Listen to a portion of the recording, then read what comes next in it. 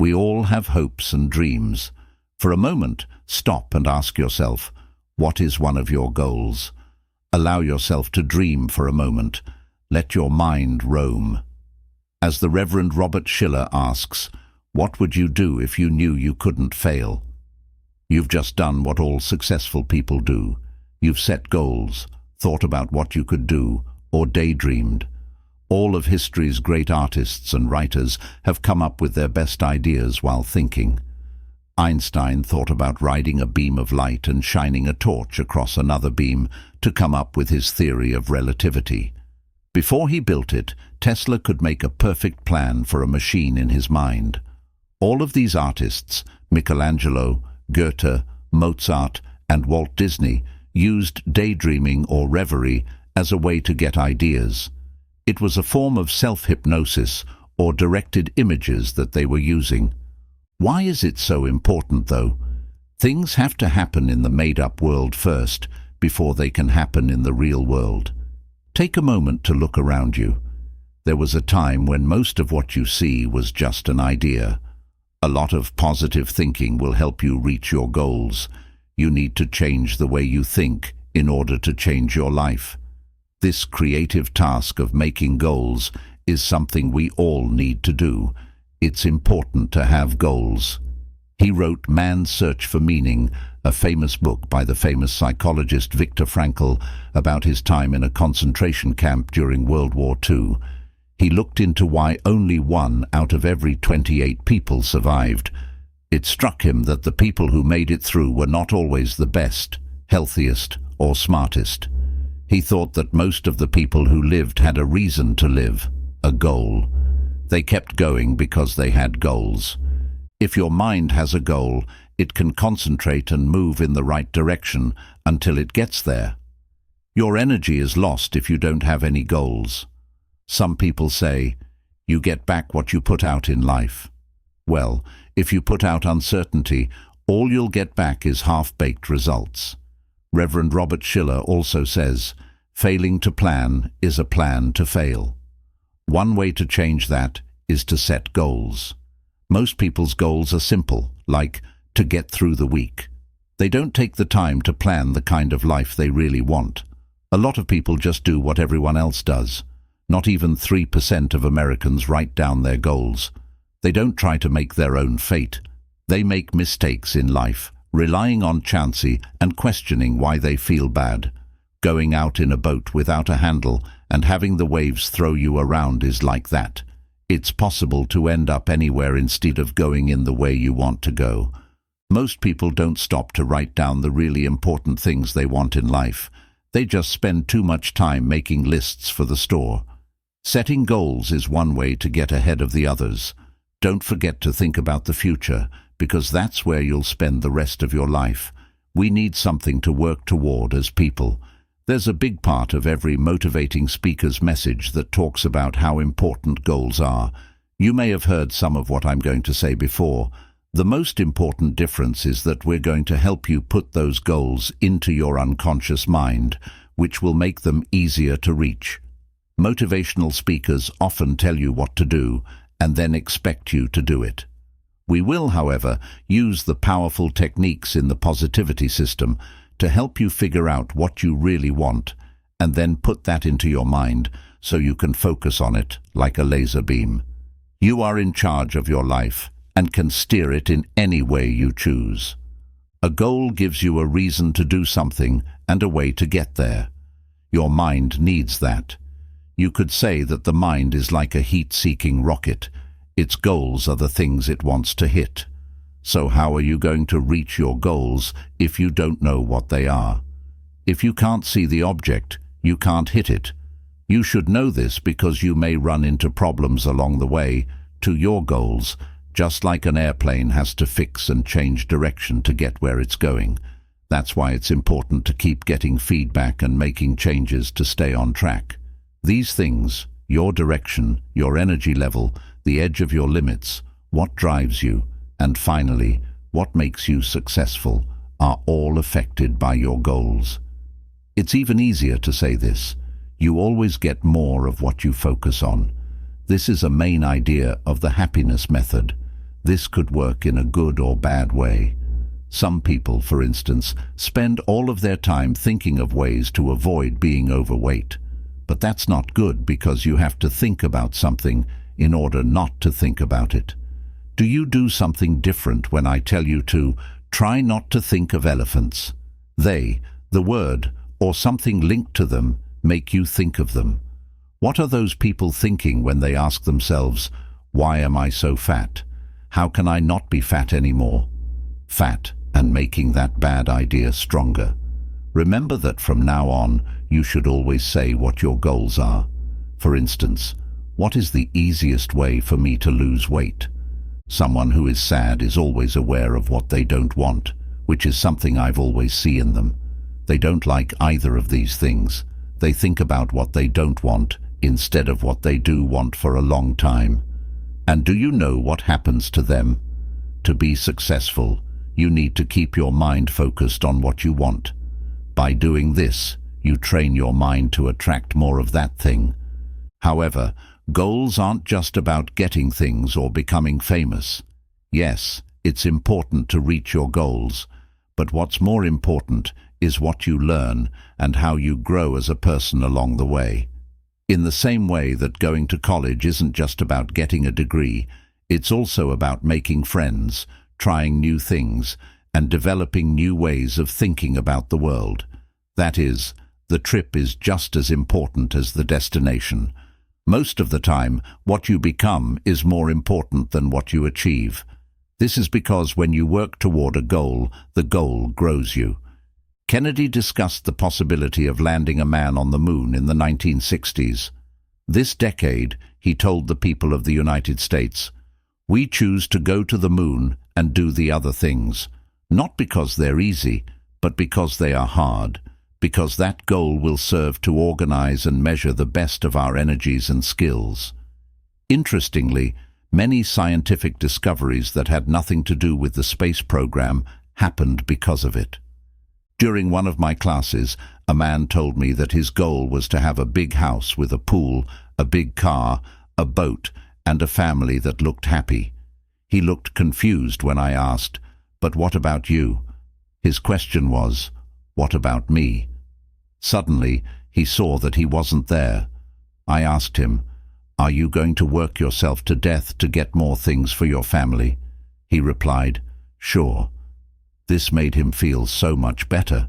He put a picture of himself that was happy and healthy in his goal image. That's why it's important to be clear and set goals that will really help you. Because they focus your mind, you send your energy in a certain way. Goethe said, "The greatest thing in this world is not so much where we stand, but in what direction we are moving." Setting goals is simple, and anyone can do it. That's pretty much it. Think of something you want. Picture what it would be like to have it. Make sure it's okay for you to have it, and think about how it might happen.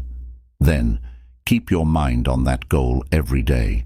You now have a general idea of how setting goals works. Let's go over the 10 steps to setting goals that will help you reach them. As you do this, stop at each step and give yourself time to do it right. First of all, ask yourself, what do I really want? Write down the ideas that come to mind. You can put it all together later. At first, you don't have to be specific. A rough plan will do. Do the question, what would I do if I knew I couldn't fail? Again, if you can't get started. Some of the answers you get will surprise you. Of course, don't think about how it's going to happen just yet. Keep being creative. Think about the important things in your life, like your family, your relationships, your job, and your spiritual growth. What do you want to learn the most? What do you want to get better at? What amount of money do you want to get? What skills do you want to work on developing? What would you like to give back to the world? Do you want better health and energy, more money, and a better personality? Pick things that really get you excited. What would they do if the world ended in a week? Is something that some people do. It helps you remember what's important to you. Think about your goals in as much depth as you can while you do this. You need to picture them. By the way, everyone can picture it. You could think of your front door as an example. What side does the handle go on? How do you know that? As a result of the image you see. Be aware of the sounds, smells, tastes, and emotions that are connected to your goals. Make the feeling of having your goals rich on the inside.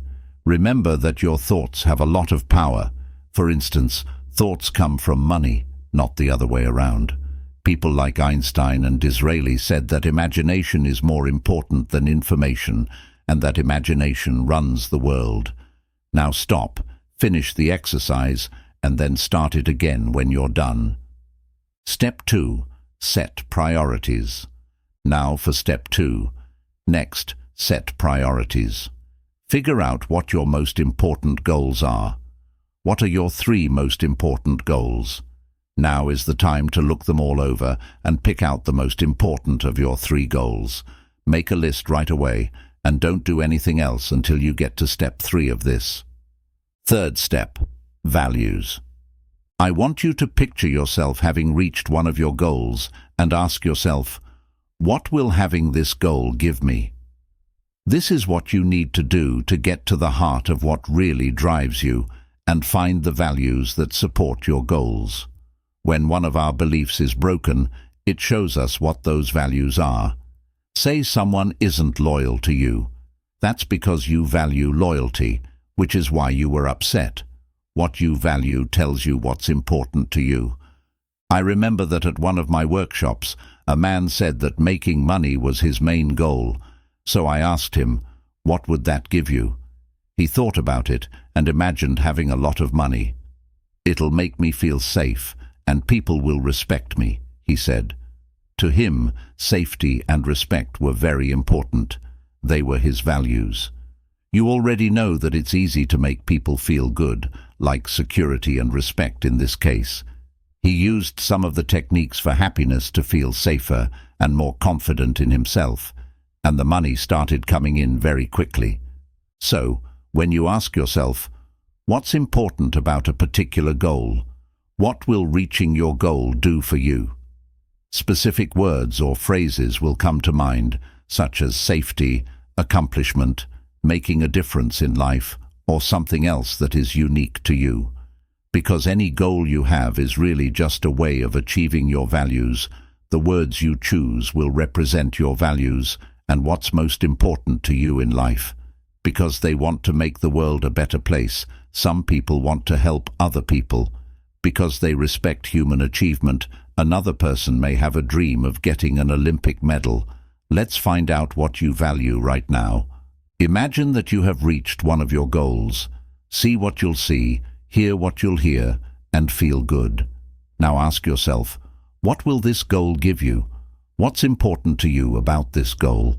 Write down any words or phrases that come to mind. Do this over and over until you have a list of lines and words that show what you stand for. This is your most important value. Ask yourself, what's important to you about all of these values? At the heart of what drives you in life. Now you should have a clear picture of your most important goals, like getting a new house, a raise, money, or something else. Write down what you'll get when you reach those goals. Your ideals are self-confidence, safety, higher self-esteem, and a sense of accomplishment. Now let's move on to step 4. Step 4. Meaning of life. Your life's goal. The author of Peak Performers' New Heroes in American Business, Dr. Charles Garfield, found that peak performers are dedicated to this very goal. There was one thing that all the great winners in history had in common. They knew exactly what they were trying to do. It's good to have goals and understand your values, but how do they fit into the bigger picture of your life? A lot of motivational speakers talk about goals, but they don't talk about how important principles and meaning are. For instance, a lot of people only want money and see it as an end in itself, thinking that once they have enough, they can do what they really want. A lot of the people I've worked with are nearing the end of their lives. Some of them told me, I wish I'd laughed more, loved more, and spent less time worrying. No one said, "I wish I had another Mercedes." Instead, they said things like, "I wish I'd laughed more, loved more, and spent less time worrying." As the saying goes, the best things in life are not things. Money and fame can be gifts, but getting them alone won't always make us happy. You are the only one who knows what you really want. Asking yourself these questions will help you gain a better understanding of your life's purpose.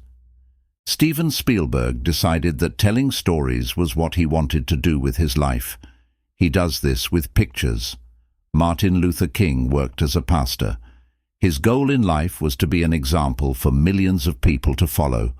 Your life's goal doesn't have to be to change the world. Just being a good person is a good goal.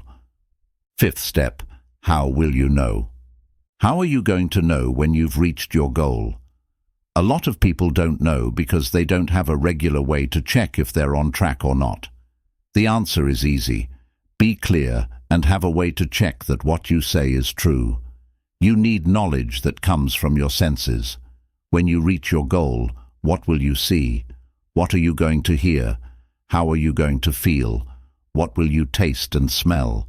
This will give you a way of knowing whether you're getting closer to your goals or farther away from them. Some people put off getting validated until too late. They only see the end goal, like a big house or car, or they wait to be happy until they get these things. You need to see signs of progress along the way. These could be smaller goals on the way to getting very rich. Other times, smaller but still important amounts of money can show you that you're on the right track. Think of the smallest steps toward your larger goals. Step 6. Make sure it's right. Appropriateness. Check. When you think about the future, make sure that your goals are really for your own good and won't hurt other people. As we work toward our goals, we might miss some important details. If your health suffers because of your business success, what's the point? Also, make sure that you can reach your goals and that they don't rely on other people changing to make you happy. That's why your goal should be something you can actually do. Plus, make sure these are your goals. Some people pick a job to please their parents instead of themselves. Do it now. Step 7. Be sure you're on the right track. It's easier to know you're on the right track when you have a list of things that need to happen in a certain order to reach your goal. So, figure out how long it will take you to reach one of your goals, whether it's a month, 6 months, a year, or longer.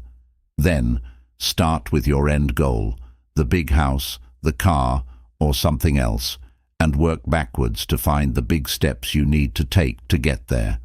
Then, if you want, write down those steps. Really live those steps. As you reach each goal, picture what you'll see, hear, and feel. You need to consider both the end result and the steps that got you there in order to get a clear, big, bright image of each step. Next, we'll conduct an experiment to determine how you manage your time in your mind. The father of NLP, Dr. Richard Bandler, came up with a great method called timelines. How it works. Think of something you do every day, like putting on clothes or cleaning your teeth. Notice that an image comes to mind as you consider doing it tomorrow. Where in your mind does that image originate? Where is it?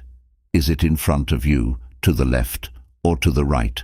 Plan to do that exercise again in a week and pay attention to where you make the picture then. To your left or to your right, is the image in front of you? Compared to the other image, is it further away? Where is it located? Next, picture yourself doing that action in 6 months and look at the spot where it is again. Is it in front of you, to the left, or to the right? Is it farther away? Where is it located? You can see how time moves in a certain way for you as you look at the locations of the pictures. If you look ahead, does it stretch out in front of you, or does it go from left to right, like a movie reel? Does it go in a certain direction? Where is the past? Is it behind you or somewhere else? Take a moment to think about which way time moves in your mind. Some people don't know where they're going. They just see everything in front of them. You can see where you are in the present and how it goes to the future by looking at the direction of time with the task you chose just now. This is what we call your history. Step 8. Problems. Take a moment to ask yourself, what's going to stop me from reaching my goal? Write down the problems because it will be easier to get past them if you know about them ahead of time. Will you be sure of yourself enough to reach your goals even if you don't have the right tools, room, time, or money? Do you start things but never finish them? Are some people not going to believe you? Just what kind of problems? Write them down. Looking into the future and predicting problems gives you the advantage of knowing what went wrong before you do something. Next, ask yourself, what do I need to do to get past these problems? What kind of person do I need to become? What will I need to work on? It's very important to deal with these issues as soon as possible. Then you'll have more faith in your ability to win. After that, think of times when you showed those good traits or ones like them in the past.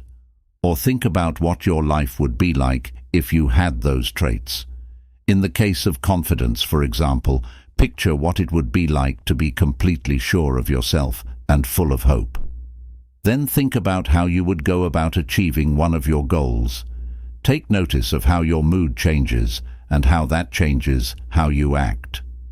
Step 9. Make a list of all the tools you have as if you were going on vacation. You should bring everything you need to have a great time. Make a list of everything, like what you know, where you live, your friends, your health, your money, your schooling, your skills, your financial situation, and your character traits.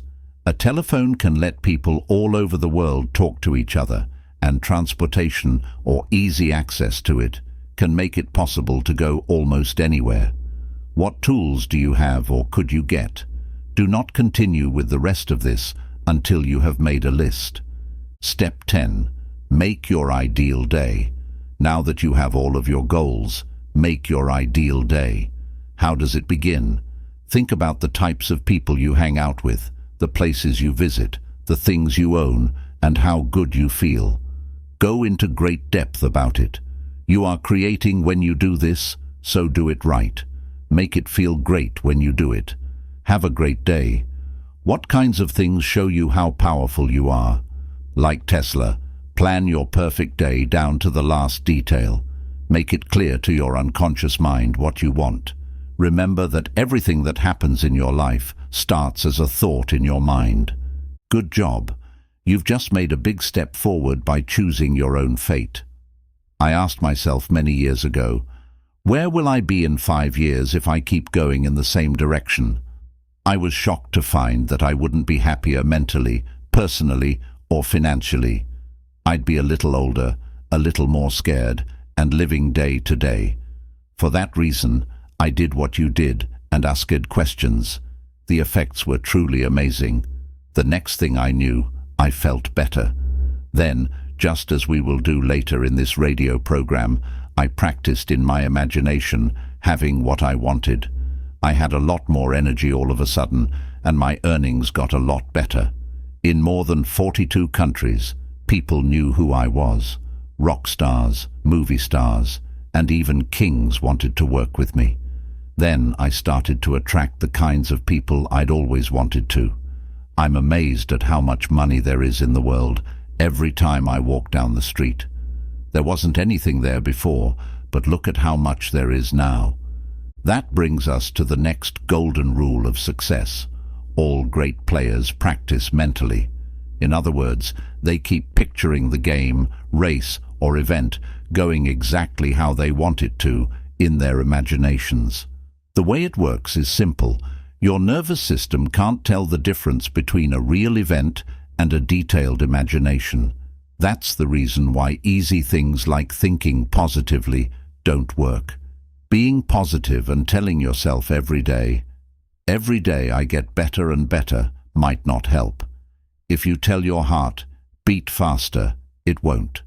If you thought about going down a dark alley at night and hearing footsteps behind you, your heart rate would go up. Goals follow the same rule. You need to train your nervous system to expect them in order to make sure you reach them. Immerse yourself in the experience of reaching and living your goals at least twice a day. When I work with a client who is afraid of public speaking, for example, I have them practice speaking to a group of people with confidence and success in their imagination repeatedly. These people have done a lot of good things in the past, so when they do it for real, they will feel good about it. In life, you always get more of what you focus on. Do what you need to do every day to reach your goals. This part of your mind wants nothing more than to see you happy, but you have to tell it every day what you want. Man turns into what he thinks about most of the time, said Ralph Waldo Emerson. You should think about these goals all the time, morning, noon, and night. Do everything you can to reach your goals. As you do that over and over, that new cybernetic plan will be stored in your mind. It will lead you to a life of happiness, wealth, and satisfaction. As you drift off to sleep at night, keep your mind on what you want. Put your goals in a scrapbook, or have a picture or other sign of them with you so you can think about them every day. Do everything you can to reach your goals. Finally, do something. Everyone would be driving Mercedes, living in mansions, wearing expensive jewelry, and having beautiful lovers if all you had to do was think about what you wanted, and it suddenly appeared a few seconds later. Also, it would be a mess if all the things you've ever thought of came true all at once. This is why there is one more thing the world does between you thinking of what you want and actually getting it. It doesn't matter how much planning you did before. The next golden rule says you have to move. It's crucial to maintain the momentum of the excitement you've already generated. As General George Patton once said, a good plan violently performed right now is far better than a perfect plan carried out next week. Today, think of at least one thing that will help you reach your goal. Then, do it. It's okay to take a small step. It could be something like a phone call. It's easy. Dream about it, practice it, and then do it in real life.